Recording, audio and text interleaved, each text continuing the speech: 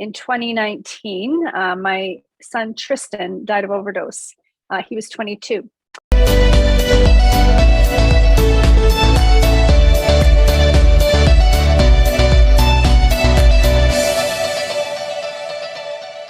So hi everyone, and welcome to this new episode of Ilera Wellness. So my name is Gisela Deschamps. I'm your raw food chef, but I'm also your integrative nutrition health coach.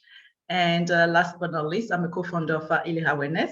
So today we're talking about an important topic, which is from trauma to empowerment. And I have my sister Solange, who is here, and also our guest speaker, Kim, who is going to introduce herself shortly. But first, Solange, you want to introduce yourself to our audience?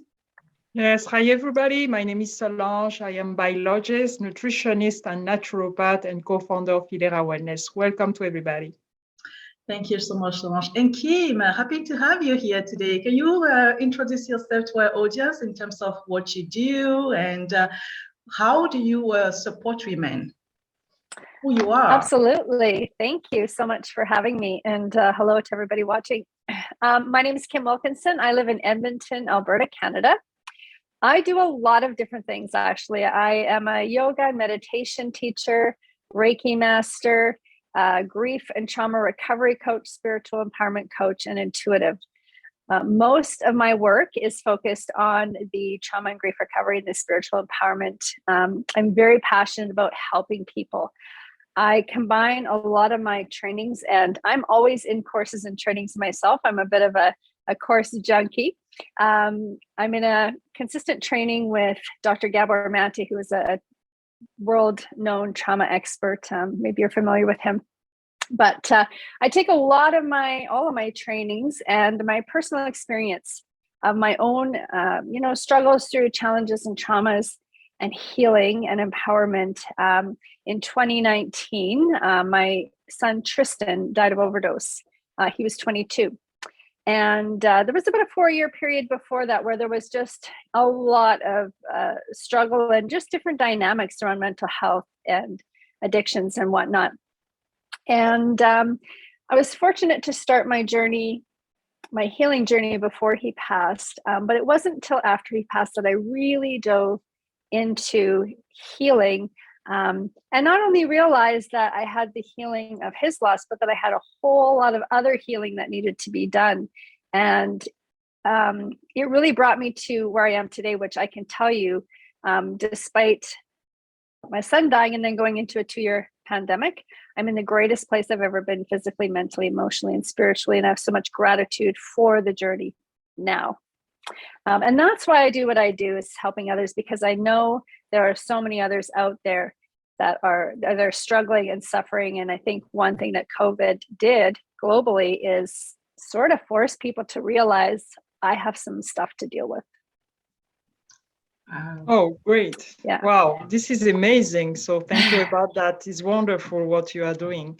So how would you define trauma for people out there still struggling to grasp what it means? I'm so glad you asked that, because what I realized when I started learning more about this is that, most of us have a very kind of skewed definition or understanding of trauma and even grief. I think when people hear the word trauma, they think of these big traumatic events like, that it's only related to first responders, or that it's something to do with, extreme abuse or, horrific events, which that is very true. However, there is so much more. And I love how Dr. Gabor Mate explains trauma like this. He says, trauma is not what happened to you. Trauma is what happens within you as a result of what happened to you. Wow. And I love that. And it's so true, right? And I think in today's society, a lot of people experience things like anxiety and depression. And unfortunately, I think our medical system, they recognize this, but it's often a response of, you have anxiety, take this medication, you have depression, take that medication. And while I'm not against medication, I think it's important to help us heal. But what we need to be doing is going, okay, why is there anxiety? Why is there depression? Why is there isolation or this feeling of lethargic experience or whatever it is. And what I realized is the trauma we experience within is really a result of any of our unresolved emotional experiences of an unpleasant nature, right? And so that could be even these little things. One of the things that I realized and that I believe is that some of those little things, I think, can create bigger problems in our adulthood. And the example I'll just use quickly is, an experience a child might have with a parent where maybe there's a belief of I'm not good enough, or I'm not worthy enough, or I don't belong, or if I don't feel safe. It creates a behavior to meet that need, right? And then oftentimes that behavior will meet that need at the time of childhood, but as we get older and continue to have that behavior, it doesn't serve a purpose anymore. It actually takes us deeper into our suffering. And so to understand this is just so powerful. And one of the things I often say is you can't fix, heal, or change of. And most of us, when it comes to unpleasant emotional experiences, I think are taught really to avoid and distract, right? When we're children, and I'm the first to say, if I knew 25 years ago what I know now, I would have parented much different. Was I a bad parent? No. Do I have regrets? Yes. But there's so much more to trauma than just these horrific events. And then same thing with grief. People hear the word grief, and I think they automatically think loss of life. Somebody has died or passed. And while that's very true, there are so many other losses that can cause grief, right? It could be loss of a person, a pet. It could be loss of our home to fire or flood. It could be losing our job because of being laid off or let go. It could be the loss of a relationship, a breakup or a divorce. COVID created loss for everybody, loss of connection, loss of, feeling freedom, or loss of feeling in control, loss of being able to do the things that we love to do. And grief can also be, the hopes, dreams, and expectations that aren't fulfilled. So there's so much more to trauma and grief that people don't really recognize. And so many people are walking around, moving through life with anxiety, depression, stress, these emotional, things, and not realizing that it's trauma, that it's grief, right? And, if they actually seek help, often it's medication and do some self-care, which again is helpful, but it doesn't really solve the problem. Or the other thing we've been taught is just give it time, keep yourself busy, avoid, distract, don't feel the pain, don't cry, it'll be okay. And we're kind of taught to turn to food or alcohol or gambling or shopping or drugs or whatever. It's no wonder we have so many concerns of mental health and addictions in the world today. Wow, this is so powerful. All you said is just true. Like we are today a little bit conditioned to contain our pain, which is, for me, creating another set of illness where people do not get to realize that the containment is actually the true disease, right? And anything that surfaces out of that is just to patch and assume that you're treating the disease, but you're not because you'll be hiding it. So that leads me to the next question where I wanted to ask you, and you probably touched base on that a little bit at the beginning. Can you tell us a little bit about your story and how that led you to become a trauma and grief recovery coach? Yeah, absolutely. And I love that you use the word condition, because I often say that too. We're just so conditioned in life, right? So how I got to where I am, again, I kind of started the journey before my son, before I even realized he had a lot of these issues. And I was probably in denial about it for a long time because just being so unaware. But I used to work in corporate world. I was in municipal government. I didn't do any of this stuff. You would have told me 12 years ago I'd be teaching yoga and meditation and everything else. I'd have thought you were nuts. But it was really yoga that kind of opened the door to all the other doors that came after that. When I became a yoga teacher, that led to meditation, that led to Reiki. And when I look back now, and I have a strong spiritual practice, but I look back now and I really feel like, the universe Spirit put me on that path to prepare me for what we were going to go through as a family. And like many people, I have been divorced, remarried, and so we've got the dynamic of a blended family where we don't have children together, but we have children from different marriages. So lots going on. And when we kind of moved into that really rough period of 4 years, I really did tap into my resources, the yoga, the meditation, the energy healing. And I was kind of forced to practice what I preach, right? Because at this point I had started to offer personal development and healing workshops and services. And I really, along the way, had several experiences where I realized calm and chaos was the first big one that came to me. And just a really short story. I remember there was a situation where my son was just not in a great place. He was supposed to come for Christmas. And I remember feeling so emotional, but actually remember feeling it, right? And we're taught to not feel it. So I learned to connect with it. And I realized that when I did, it feels horrible, but it's the one thing that actually allows you to be free from it too. And I just had this awareness this one day of just noticing this discomfort in my body. And at the same time, realizing that I was also okay. And it was this awareness and understanding too of that I can't control anything outside of me. No matter what I do, it's not going to change what's already been done. All I can do is, just approach it in the best way I can and take it day by day, really, and just use the tools. And that was a powerful first moment for me. And that's when I realized I really need to teach this to others. And then as we continued on, again, I dove into more trainings and workshops myself. And after my son died is when I really dove in deep. And like I said, I realized I didn't just have his loss to heal from. I had all these other things, right?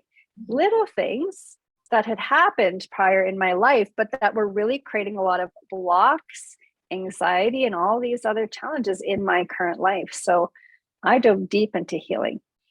And the transformation I experienced was more than I ever imagined. I went into the healing thinking I was just going to hopefully recover from the loss of my son, but it's exploded into so much more and it continues to grow. Wow. Oh, this is impressionant because the transformation is a big word. This is important for each one of us to find the good way, how to be healed inside of ourselves. So you sometimes talk about emotional health not being talked about a lot in the society. So what, according to you, is the consequence of not focusing on emotional health? Yeah, thank you. I think we're starting to talk about mental health a lot more as a society, but we don't talk about emotional health. And I think some people will say, well, they're kind of the same, but I think they're a little bit different. And I think everything roots to emotions. And the truth about emotions is it's energy. Everything is energy. And life is about having one experience after another, after another, after another. And our experiences are either pleasant or unpleasant. It's really simple. We've just complicated everything. And it's easy to deal with the pleasant things, but again, we haven't been taught to deal with the unpleasant things. So because energy needs to move, when we have that, initial discomfort energy that shows up and we don't connect with it, it really just stays stuck in our body, right? And we suppress. And you fast forward all these years later, and really, we're all walking around with this dormant emotional volcano within us. And when something in the present moment happens that creates maybe a feeling of sadness or anger, not only do we feel that present emotion, but all that volcano erupts, right? And everything comes up and it's so overwhelming and we don't even recognize that's what's happening. And until we, release that volcano, or I often talk about it as like weeding your garden, right? Your body is the garden and all your unresolved grief is your weeds. And really, in order to have anything to grow, to have a fertile garden, you need to pull those weeds. If you just put dirt over top, the weeds come back. If you just kind of cut them down at the surface, they grow back. You got to pull those weeds, right? And what happens is when we actually do that, we'll still be triggered, right? And that's the other thing. Triggers, I think we're taught triggers are a bad thing. Don't trigger him or her, don't trigger me. Oh my gosh, I've been triggered. Triggers are a really good thing, and they're so necessary. All they are is a sensation in the body showing up to say, hey, let me show you what needs to be healed. That's what a trigger is. And when we can look at it that way, rather than turn away, we can just get curious about it and let it lead us to what needs to be healed and free ourselves, right? Dump that volcano. I mean, it takes some work. There's some processes to go through, but when you can do that, it's so freeing. And what happens in the future when you're triggered again, because we always will be, the intensity isn't as strong because that whole volcano isn't there. You've released so much of that energy, right? And your turnaround time, or your ability to kind of take back control of your experience, is quicker. And that's huge. And when you do that work, again, it's so freeing, and your whole experience of life changes. My relationships have changed. My health has changed. My business has changed. Everything is changed for the better. And to me, that's transformation, right? Change is when kind of one or two things is different. Transformation is when everything is different. Wow, that's a powerful one. Transformation is when everything is different. Mm-hmm. I'm writing this down. And better. So it's so powerful. And better. Yeah, so that's very powerful. I love that. So that leads me to my next question for you is, why is healing so important? Freedom. I mean, freedom and the ability to truly enjoy this life as we're meant to and as we're able to. But I think so many of us, I don't know that a lot of people are truly enjoying life to the fullest. Mm-hmm. And that's sad. And again, you only know what you know. But when you do this work and you realize things can be so much better, you don't ever want to go back to that. So again, just the freedom. And not only that, the ability to truly create the life that you want. The other thing that happened for me, like I said, I kind of healed and transformed everything, but it also brought me to this whole new level of a spiritual practice and experience where it really cracked open my intuition and psychic abilities, intuitive abilities. And that's just been a whole other ball game that is still opening up so much, but it's just brought me to a place where I can actually now co-create the life that I desire. And the things that have been coming into place for me are just, sometimes I say magic and miracles. But it's that process of, healing, dumping the emotional baggage, moving into alignment, into present moment, and connecting with whatever it is. We all believe in something, whether it's God, universe, source, energy, higher self. When you can do that and get to that place, you really can create the life that you truly desire. And who doesn't want that? Sure. And how do you know that you have healed from a past trauma? So what are some of the signs to look out for? Perfect. Thank you for asking that. And the first thing I'll say is that healing is a lifelong journey. There's no destination. It's always happening. So we always have to be doing the work is what I say. But I think a good way to measure, if I can describe it that way, I think when you can get to a point where you can share your story, and we all have a story, if you can share your story to where, first of all, that maybe you can do it without being super emotional, it is one indication. And the other one, there was one that just came and it just went, what was it? When you can have gratitude. When you can have gratitude, right? Because when we are working through our trauma, our grief, we do unconsciously go into a state of victimhood. And I remember when my son died, I thought, okay, I have two options here. I can heal or I could suffer. Those are my two options. And that's the only two options. And so I chose to heal. And like I said, now I have so much gratitude for everything that happened. And I share a lot more about this in my book, but just, long story short, when I look back now at everything that we went through, I really feel like, and I believe that, my son and I came into this life with an agreement that this was going to be our path, our journey. And I feel like part of his purpose was to wake me up to my purpose. And I feel like I'm serving that purpose. And I wouldn't be where I am personally or doing the work I do today if it wasn't for that journey. So I have so much gratitude for it. Of course, I miss him dearly. I wish he was still here on earth. But because of the transformation and this whole new connection with spirit, I just have a new relationship with him now. It's just different. So that's, to me, it's just such a beautiful gift. And I have so much gratitude for that. And I think that's when, you've really had some, deep healing and transformation. Wow. But it is a lifelong journey. You've got to keep doing the work. It's just always more things that are going to happen, right? Yeah, for sure. And I think that's inspirational to lots of women, especially out there, who like to embark on that same journey. So I know there's a deep work that needs to be done for people to truly heal, but what are the high level steps that someone needs to engage into in order to start healing from a past trauma? Okay, I think the most important thing is you got to go inwards. Now, for some people who have had a lot of, extreme violent trauma, it's definitely recommended to have someone support you with that. I went through my own without working with a psychologist or therapist.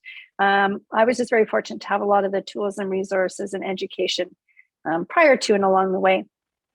But you really got to go inwards, right? Like you said, we're so conditioned that, well, this is how things go, and this is how you deal with them, and this is how you respond to them. And when you start doing this work, you realize that is not the best way.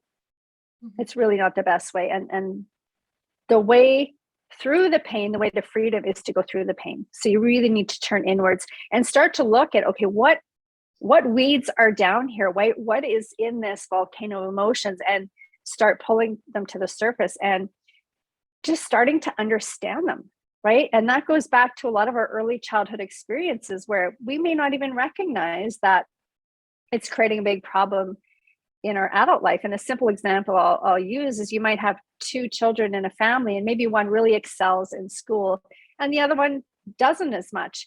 And, a parent might say something like, work hard and get A's like your sister. And their intention is to motivate, but it actually kind of creates this belief of I'm not good enough. And that child might grow up and feel that way in their career, in relationships. They're never good enough. And then they create these limiting beliefs and then sometimes behaviors, right? Or a child who maybe grows up in a home where there's a lot of fighting. They may not feel like they belong, or a behavior to go into protection might be to really isolate, right? I'm going to stay away so I don't get yelled at, so I don't get hit. And then that's the behavior to isolate and withdraw. So maybe that's the behavior that continues to show up anytime in present moment where there's a bit of conflict, right? Isolate. It's just a conditioned behavior, as you mentioned, but it really doesn't serve the same purpose now. So when we can dig down and start to understand all this, we can not only see what needs to be healed, but we can understand the limiting beliefs that came from those experiences. We can start to recognize the behaviors that were developed from those, and then work to change all that so that we can free ourselves from those cycles, right? We see the same thing in relationships, in our career. And the only way to break those cycles is to get in and do that work. Yeah, amazing. I think that this is important also to understand which kind of person we are when we are parents, before starting educate our children, it's important to do a work on ourselves, and that's going to help these children because usually we don't realize that. And this is important point here. Very awesome what you're saying is amazing. So how can people reach out to you to know more about your services? Absolutely. Thank you so much. So I've got a lot of different ways that people can reach out, and I've got tons of programs and services and a lot of free offers as well. So my main website is empoweredlifenow.net. You can find me on Facebook, Empowered Life with Kim Wilkinson. I'm on Instagram as empowered.life.coach.